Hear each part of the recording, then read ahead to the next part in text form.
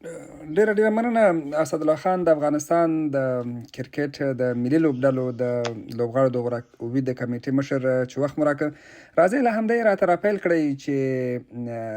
تاسو د بنګلادیش سره د یوې ورځنیو لوبو لپاره د لوبغاړو نوملړ یا سکواډ چې بلل کېږي هغه اعلان کړی دی. په دې اړه لږ وضاحت راکړئ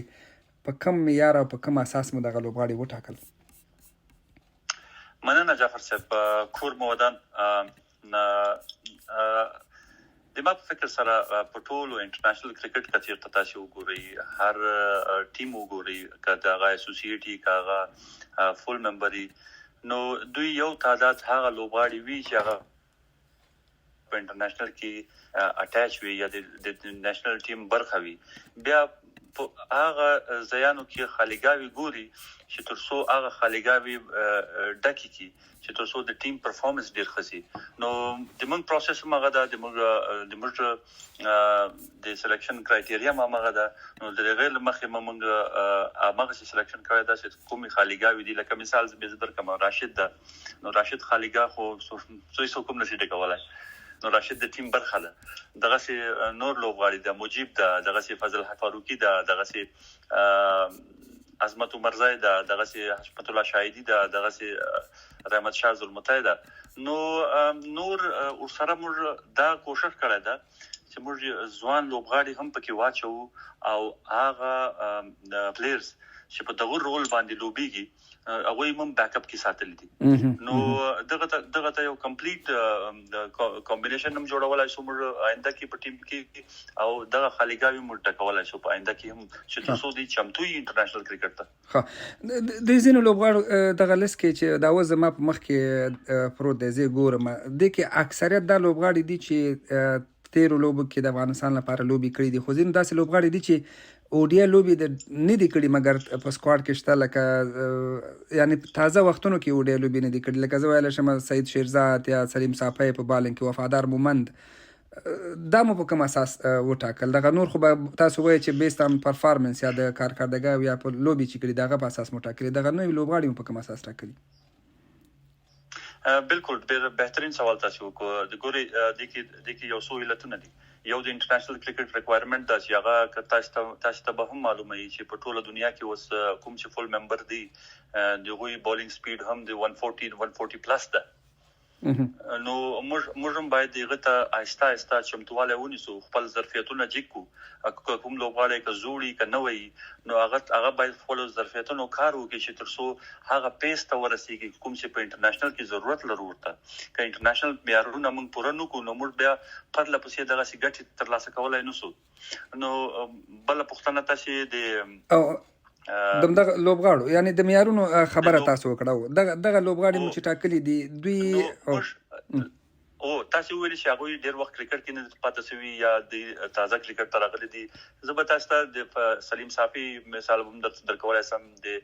وفادار مومند هم درکولای سم. دغه هم د هغه رول یو حصہ دي. تاسو د سلیم صافي سپیس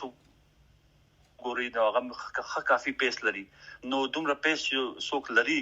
نو باید په موږ پیغه باندې کار وکړو چې هغه موږ زر تر زره انټرنیشنل کرکټ ریکوایرمنت تر سوای شو. دغه سي د موږ سره سید شیرزاد تاسو خبر اوکړه، سید شیرزاد د موږ سره هغه بیا په بل رول کې د موږ سره دا کایغه د ټي 20 پرفارمنس وګوري، د ډیپ بولینګ وګوري. نو د موږ په ډیپ بولینګ کې هم تاسو بلیدلی وی چې ډیر وخت موږ په دې کې ستونزې لرو. نو اکثره موږ ته نوین الحکم اویلیبل نو په ون ډے سکواډ کې. نو موږ مجبور یو د لانګ ټرم سوچ لپاره د غټ سوچ لپاره د سی فاست بالران زیات کو کته سکواډ کې وګوري فاست بالران زیات دي چې ترڅو موږ د خوروزو او دیتا مواقع پیدا سي د انټرنیشنل کوچز سره کار کولو او دغه د مرتي کپتانانو سره یا د مرتي سینیئر لوبغاړو سره کار کولو موقع پیدا سي ترڅو چې موږ د ظرفیتونو لوړ او په دې باندې تم کېږي مزکه چې دغه د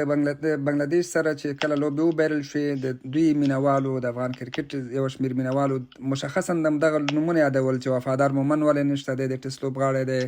او دغه د سلیم صافي یادونه هم کوله، سید شیرزاد یادونه ما چیرته ډېره ونه لوستله، خو مطلب دغو کسانو یادونه کوله. یو سوال دا دی چې کرکټ بورډ معمولا د خلکو د فشار نه وروسته د خلکو فشار ته تابع کیږي بیا سکواډ کې تغییرات راولي. دلته خو به دغه قصه نه یا د ما په فکر سره ګوره هر سلیکټر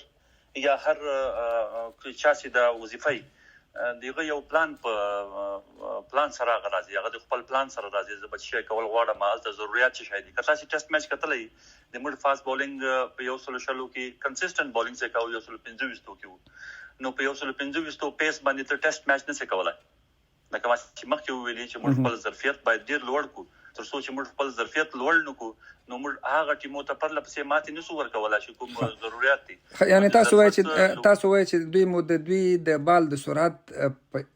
حساب باندې تاسو دا سکواډ کې اچولي دي. بالکل ګوري لکه ما چې ګوره ضرورت دا دي چې انټرنیشنل کرکټ اوس ډیر مخکې تللی ده. هر لوب ارټي کته چې د بنگلاديش ټیم وګوري دی وای په 100 پیس کې بولینګ کاو، کته چې پرتله کې د موږ فاست بالرانو سره نو د موږ اوسطن سپیډ شو هغه په 125 یو سل 20 کې یو سل 25 او یو سل 20 کې 30-20 میچ نو دلته کې بل پښتنه بیا د سم مطرح کیږي اسد الله خان چې اوس مثلا تاسو د افغانستان لیست A کې افغانستان زرغون جام لري، په فرست کلاس کې ابدالي جام لري. دا خو هغه لوبغاړي دي چې دغه لوبو کې هم دوی ټاپ کړي نه دي، ویکټې ډېرې نه دي اخیستي، او برعکس ځینو لوړو لوبغاړو چې ابراهیم عبدالرحیمزی ځینو ما اخیستلی شم فرست کلاس کې ټاپ ویکټ ټیکرانو کې راغلی و. فکر نه کوي چې د یو لوبغاړي حق اخلي بل ته ورکوي؟ بالکل عبدالرحیم چې کوم مشکلات څنګه کني د زه چې څومره خبرې وم زه وخت کې نو ما خو زه چې څومره خبرې ما کوچ د میچ نه مخکې ټول کوچز یا ټول ټیمونه هغه خپل پلیئرز ګوري چې څوک سبا میچ ته یا د کیمپ کې میچ ته څوک چمتواله لري. نو دغه متاسفانه تقریبا ما چې کوچ سره خبرې وسوي هغه 10 منټه یا 20 منټه بولینګ نسوي کولای. نو څوک چې 10 منټه بولینګ نشي کولای نو هغه په 15 ورځې څنګه تیري. البته زه مشخصا په ابراهیم باندې نه غږی مثال ورکوم، یعنی که لوبغاړي چې ډومېسټک داخلي لوبي ټاپ کوي ولې هغه سکواډ کې نه اچول کیږي؟ بالکل زه دغه خواته د ترازم نو په ډومېسټک کرکټ کې ګوري د موږ د ډومېسټک کرکټ او کتا چې کتلې ډیر وخت موږ د ډومېسټک لوبغاړي چې بکله نېشنل ټیم ته واچول نو د نېشنل ټیم کې به دغه ظرفیت دومره لوړ نو چې موږ ته ګټه را رسولې وای یا افغانستان ټیم ته مستقیم ګټه رسولې وای.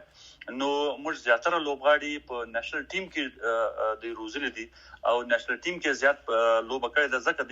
ډیر خوشوي دي. نو زه به دې مثال دا درکوم چې د افغانستان کې د موږ کنډیشن سي دي د موږ پیچ سي دي هغه ډیر سلو دي. په هغه کې دومره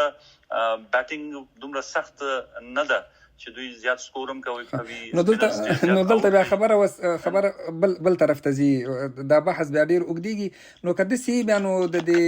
داخلي لوبو هدف بیا څه شی شو؟ نو چې پیچونه خراب یو لوبغاړی ټاپ کوي مسلسل بیا ملي ټیم ته نه راځي نو هغه به څه کوي بالاخره؟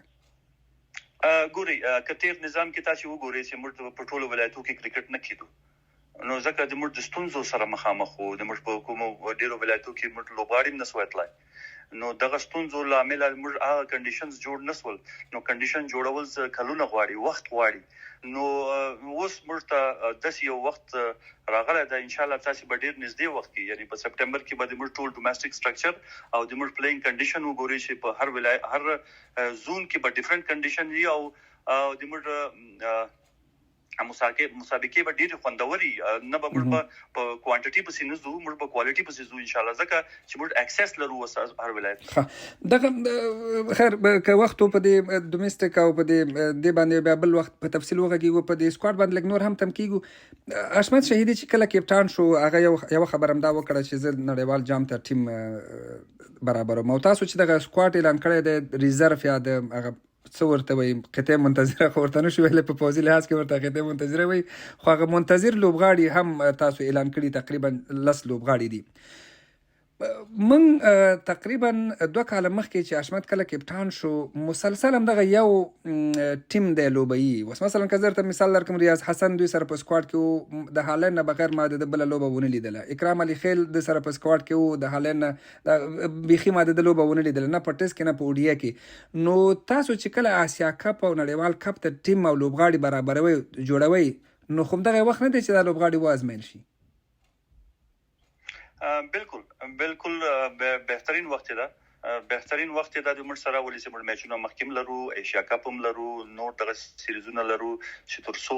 موږ خپل لوبغاړي وازمو او هغه ته هغه پریکټیس ورکو نور ځکه موږ ټیم اعلان کو وختي چې تر څو موږ وکولای شو دغه ته نور چانسز ورکو زیات چانسز ورکو چې لکه تاسو خبر وکړه د لس لوبغاړي په منتظر دي نو دغه لس لوبغاړو کې د موږ هر پوزیشن لپاره بیټسمنز یا بولر شته دي کچیر ته خدای نه خاصه کرکټ کې خو تاسو ته معلومه ده چې انجری راځي نور مشکلات راځي نو هغه لپاره احتیاطي لوبغاړي باید موږ ولرو او هغه به ان شاء الله د دې ور باغه هم پریکټیس کوي موږ خارجي کوچز ورته راغو او زما هدف په سکواډ کې زما په هدف په سکواډ کې په دې ریزرو لوبغاړو کې نو هدف په سکواډ کې ریاض حسن هغه بکل ازمل کیږي چې حد اقل پوشي که سبا ابراهیم زدران یا رحمان الله ګربز چوب نران دی هغه باندې مشکل جوړیږي چې د ځای ونیسي د بنگلاديش خلاف ټیسټ کې د ونولو بول شو استرالیا خلاف اودیا لوبي والته ونولو بول شو تر هغه مخکې چې لوبي ونولو بول شو اکرام علي خیل هم دغه سي عبدالرحمن هم دغه سي نو هغه ټیم جوړول څنګه وي چې دغه سي د لوبغاړي نه لوبول کیږي او سکواډ کې اخیستل کیږي د ما په خیال سره اوس خو ګورې درې میاشتې یا څلور درې میاشتې یا درې میاشتې ورلد کپ ته پاتې دي ګور هر ټیم دا کوټ کوي چې ورلد کپ ته د فائنل سکواډ جوړ کړي او فائنل پریپریشن سٹارټ کړي کنه نو اوس د موږ دغه وخت چې موږ فائنل پریپریشن سٹارټ کو ورلد کپ ته دغه وخت چې موږ په لوبغاړو باندې لوبغاړو ته نور میچونه ورکو ان شاء الله ریاض حسن بلوبيږي اکرام بلوبيږي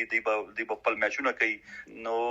دغه یو بهترینه موقع ده یو بل پښتنه دغه سکواډ په اړه کومه بیا مخه د بنگلاديش سره د لوبي په اړه در سره غږیږم فرید ملک مسلسل ولو بول شو مګر اوس بیرته ریزرو کې راغلی دی حال دا چې یو څوک چې تاسو مخکې وویل چې څوک په نړیوال لوبو کې د ملي ټیم سره لوبي کې هغه ښه تجربه ترلاسه کوي فرید ملک کلونه لوبيږي مګر دلته زه ګورم فرید ملک هم نشته او ورسره نوین الحق د افغانستان غټابو بالرانو کې دغه په ریزرو کې راغلی دی شرف الدین اشرف چې په سکواډ کې وو ګلبدین نایب کریم جنت دا ټول اوس په ریزرو کې دي ګوري ریزرو هم د سکواډ حصہ کې دی چې تاسو ته بهتره معلومه ده چې موږ سره درې میاشتې دي نو په دې کې په یو قوم ریلیکس نیو کته بلې خاصه کته چې سکواډ وګوري د موږ چې د الراوندر خبره او موږ سره عظمت عمرزای دا چې هغه یو کمپلیټ الراوندر دا هغه یو 15 سرویختو کې بال کوي او یو کمپلیټ بیټسمن دا په 13 وختو کې هغه کله چې موږ 13 واري سلیکټر ومه موږ از بیټسمن هغه نو کله فرید ملک خبره تاسو وکړه نو هغه فرید ملک او په فضل حق فاروقي کې به زه فکر کوم لیک توپیری فضل حق فاروقي دغه نه ډیر مخکې لاړ موږ ټول دوړو ته چانسز ورکړي دي صرف فرید ملک ته چانسز نه دي ورکړي فضل حق فاروقي ته موږ چانسز ورکړي دي فریدم لیفت ارم فاست بولر ده او فضل حق فاروقي لیفت ارم فاست بولر ده نو تاسو اوس قضاوت وکړئ چې فائنل پریپریشن کې موږ چاته زیات چانس ورکو تاسو خپل پریکړه ده تاسو مسؤلیت ده په دې هیله چې د فرید ملک مینوال او خپل فرید مینوال ته د تاسو د خبرې د قناعت وړي یو بل پښتنه مې ذهن ته دا وسره راغله عثمان غنی هم مسلسل لوبیده مګر اوس په ریزرو کې هم نشته په سکواډ کې هم نشته عثمان غنی یو اوپننګ بیټسمن ده نو د ما په اند د موږ هغه اوپننګ بیټسمنان چې اوس ګورباز لکه ابراهیم زدران ډیر ښه پرفورمنس کوي لګیا دا او بیا ریاض حسن د موږ ځوان لوبغاړی چې دا دایم ډیر وخت کې ټیم سره ده نو ټیم سره اوسېدل دا دي چې ټیم نه د ډیر شې د کړې دي اوس دې ته نږدې سوې ده چې دای موږ ولوبو او د چمتو د دې ته چې دای انټرنیشنل کرکټ وکړي نو په نو شوم چې دلیل څه و د عثمان غنی چې وانه خسل شو نه په ریزرو کې نه په سکواډ خو ما تاسو ته ویلي چې یعنی دغه بدل شته عثمان غنی اوپننګ بیټسمن ده نو د موږ سره هغه اوپننګ کې خالیګان نشته چې موږ د یو فائنل پریپریشن لپاره سلیکټ کوم خو د بنگلاديش سره د لوبي په اړه په ټیسټ باندې کله وغږیږي که څه هم تاسو هغه وخت چې د سکواډ جوړ شوی او تاسو د لوبغاړو د غوراوي د کمیټې مشر نه وای خو چې کله مشر وټاکل شو د لوبه شروع شو مطمئن ما اوس مسؤلیت تاسو هم یو اندازه راځي کیږي د ماتې لتون څه وستا په نظر ګوري کومه حقایق وایو دا ډیر ښه چې حقایق خلک څوک تنقید کوي څوک طرفدار مي نو د ما په فکر سره باید حقایق وایو حقایق دا دي چې کچرته تاسو په T20 فارمټ کې یو ټیم لوبوي دغه ټیم کمبینیشن جوړیږي د وی رول معلومیږي د وی هغه پریکټس په غشي کې بار پریکټس کیږي خو متاسفانه په ټیسټ میچونو موږ په تیر 2 کلو کې نه دی کړی لکه ون ډے ته سم پریپریشن کوو او کمبینیشن برابرو دغه سم ټیسټ میچ ته نو برابر کړی ځکه چې ټیسټ میچ د موږ یو ټیسټ میچ د بنگلاديش سره لغوه سو دغه ډیر په اخیری وختو کې د کرکټ بورډ هلې ځلې وي چې دغه ترلاسه کو او هغه لوبغاړي په کې ولوبول موږ ګورئ موږ چیرته ګټه د ځان بولو نو باید کله چې بایلو دغه نه باید زده کړو نو د ما په فکر سره افغانستان کرکټ بورډ په دې نه زده کړه کوي او په داخلي کرکټ کې موږ به ټیسټ میچ ته هم غور کوو چې څنګه یو کولای شو چې دغه کمبینیشن هم جوړ کو او دغه آرټ چې هغه د خاص د بالرانو لپاره چې اوټ کول دي ټول په ټیسټ کې صرف اوټ کولی په ټیسټ کې ډاټ بالز نه کولی نو دغه آرټ زده کول او بل په ټیسټ میچ کې پیس باید موږ دې ته فکر وکړو چې په ټیسټ میچ کې کم از کم دی یو سل سلويختو نه پورته کوم بولرز دي هغه ولوبو نه کې دی یو سل 25 کې یو سل 25 کې کوم بولرز نو یو عمده علت تاسو دا غواړئ چې تاسو ټیسټ لوبې نه وی کړی خو کرکټ بورډ هلې ځلې وکړي او بنگلاديش ته قناعت ورکړي په حساب باندې چې ټیسټ لوبه وکړي خو د زمان په حساب باندې تاسو تازه د سریلانکا سره لوبې خلاصې کړي بیا چې ټیم ورسېد 2 ورځې مخکې د یو غټ ایونت روان یا غټ ګرم موسم کې ضرور څه ونه چې دومره زر وخت کې تاسو ټیسټ وکړئ ګوري یو اپورچونټی باید موږ ځای نه کوو موږ د کرکټ بورډ نه یو چې موږ لکه انډیا د مرته هر شی فکس دی او هر څوک موږ سره لوبي کول غواړي موږ افغانستان کرکټ بورډ یو نو موږ به خپل اپورچونټیز په پیدا کوو ګورو به چې اني ټایم په کوم قیمت باندې په داسې یو قیمت باندې چې دومره غټه تاریخي ماتي وخوري پورسم مال په کوم قیمت باندې به دا فرصت نه ضایع کوي ګوري ماته یا ګټه په دواړو صورتو کې اوس افغانستان کرکټ بورډ په ټیسټ چمپionship کې نسته چې موږ ته دومره غټ نقصان ورسېږي خو ګټه به دای وي چې موږ لوبغاړي لوبه وکړي البته په ټیسټ میچ سره بلد سي موږ ځوانانو ته چانس پکې ورکو د موږ کوم پلیئرز چې دي هغه خپل ځان مقایسه کوي او بیرته چې راسي موږ په باندې ګوري سوچ وکړو چې موږ په کوم لیول کې موږ کمزوري یو یعنی د ما په فکر زه اگر چې په دې سلیکشن کې نه ومه نو د ما په فکر سره موږ ډیر شیان باید تر نواخلو چې بل ور چې موږ ټیسټ میچ کوو نو د مخکې څومره موږ چمتواله ورته ونیسو کوم په ډومېسټک کرکټ کې کوم بدلون راولو چې تر څو د موږ هغه لوبغاړي ټیسټ میچ تم تیاری ها دغه ټیسټ سکواډ باندې هم ډېر انتقادونه وشول زینو مشخصا د زینو مشخصو لوبغاړو نمونه اخیستل چې زه نه غواړم دلته نمونه واخلم او هغوی د کورني تړاونو باندې تورن کېدل چې دوی د کورني تړاونو په اساس یا د کورني روابطو په اساس راغلي دي چې هغه وخت کې د سلیکشن کمیټي ویلي وو چې دوی د فرست کلاس ټاپ لوبغاړي اخیستي دي که تاسو د سلیکشن د کمیټې غړي مشر وای هغه وخت کې او ټیسټ مو لوبغاړي ټاکل سکواډ مو ټاکل همدغه لوبغاړي به مو ټاکل که کوم غټ تغییر به مو وکړي راوسته ګوري د سلیکشن کمیټې دی لپاره چې دوی هغه د ریکوایرمنت وګوري چې موږ چیرته زو چیرته میچ ده الته به د ما ریکوایرمنت څه شي اول به زه په نظر کې ساتم بیا به زه خپل لوبغاړي ګورم چې په ډومېسټک کې الته کوم یو پلیر ماته زه به مثال درکم چې لیفت هاند سپینر حمزه اوتک د ګور حمزه اوتک د موږ د ټیسټ بولر نه ده هغه د ډاټ بولر ده هغه ډاټ بول نه کولای شي په ټي 20 کې او په ون ډے کې الته هغه ډاټ بول نه په کار ورزي او په ټیسټ کرکټ کې اوټ په کار ورزي تاسو را باید دغه زدکړي یا دومره ته تکړه چې زور یو بیټسمن اوټ کوي شي یا مشکل کنسیسټنټ الته بولینګ ورته کوي او اوټ کې نو دغه یو مشکل کمای وو چې موږ یعنی سکواډ نه په عمومي ډول راضي است سکواډ سم ټاکل شوی کده چې کوم فکر کوي دوه درې نور مهم لوبغاړي پکې نه او یا دغه سکواډ کې یو لوبغاړي نیم لوبغاړي داسې و چې باید نه وای د ما په اند لیګ بالینګ کې تغییر وای لکه بالینګ ډیر ویک بالینګ لوبل سوی کته چې فاست بالینګ وګوري ما مخکې مو ویلي چې د موږ بالینګ سپیډ هغه کنسیسټنت پیس چې هغه به 115 یعنی تاسو وایئ چې سپینران زیاتو فاست بالران کم وو فاست بالرز او سپینرز هغه کوالټي نو چې د ټیسټ میچ کوي وای د دې ته چمتو نو څوک باید وای تاسو په نظر څوک باید نه وای په دې سکواډ کې د ما په اند د ټولو مهم چې څوک لکه دغه بولر چې دی یو سلو سلويخت نه پورته بولینګ کوي یا په یو سلو سلويختو کې بولینګ کوي کم از کم دغه سي بولر ته موږ چانس ورکړای وای چې تر څو دی یالته ټیسټ میچ کړای وای او دی موږ ته د منتخب بالینګ کړی وای. او سپینرز کې موږ ریست سپینرز زیات استعمال کړی وای ځکه ریست سپینر سي هغه هر رقم وکټ باندې بال تا وای شي نه کې فینګر سپینر چې بال تا وای شي. د بالینګ خو د افغانستان بالینګ باندې دا خبرې وشوي چې بیخي خراب بالینګ و د ټیسټ سیالیو کې دا تاسو دا خبره تاییدوي. بیټینګ هم ونه ځلیدو 115 او 116 غټ ټیم دوه اننګزونو کې دومره نه ګوري په کرکټ کې وتا شروع دي چې پرشر کنه کله چې دومره غټ ټوټل په بورډ باندې ولګيږي او وکټ هم فاست بولینګ ته ډیر موثر وي. کته چې کتلې وی ټاپ گرین و موږ خوشبختانه موږ خټاس وګاټو او وکټ د عمر ګټم تر روانه خستله. خو بنگلاديش د زکه د هوم ګراوندو دوی هوم اډوانټیج وو د خپل پیچ باندې خپویدل او د هغه سي فاست بولرز اچولیو نو دوی پورا ګټه تر واخستل. نو دا مسؤلیت د چا و چې دغه ټول شیان تحلیل کړي و د لوبې نه مخکې؟ ګوري دا د موږ هوم کنډیشن نو دا د موږ هوم کنډیشن نو دا د بنگلاديش هوم کنډیشن چې د موږ ته څنګه پیچ راکړي نو که هم کنډیشن هم نه یو څه ناڅه خو معلومات خود بالکل ګوره دلته دوه ستونزې دي. دلته د موږ د ډومېسټک پرفارمنس تم قتل کیږي نو که چېرته موږ هغه وانه چو نو بیا هم لانجه ده چې وایي چو بیا هم لانجه ده. نو